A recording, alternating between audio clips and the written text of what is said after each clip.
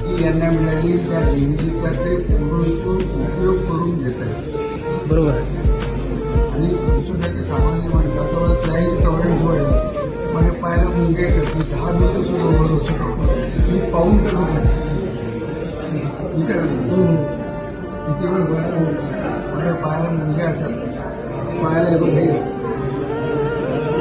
खरं वाटेल का? नाही नाही बरोबर. पण त्याला पाहून का घुमतोय मला काही पाय दुखतोय नाही ही यांची कृती. आपल्या देवी ही परमेश्वरांनी अशी उभी करतात.